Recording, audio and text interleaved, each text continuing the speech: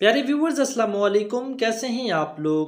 ایک استاد نے کلاس کو متحرک کرنے، جوش اور ولولہ سے معمور کرنے کے لیے کلاس میں ایک طالب علم سے پوچھا کہ آپ کی عمر کتنی ہے؟ طالب علم نے جواب دیا سر 19 سال۔ استاد نے پھر سوال کیا محمد قاسم نے جب سندھ کو فتح کیا تھا اس کی عمر کتنی تھی؟ طالب علم نے جواب دیا سر 17 سال تھی۔ استاد سکندر اعظم جب یونان کا بادشاہ بنا تو اس کی عمر کتنی تھی؟ طالب علم نے تقریباً 19 سال کہا۔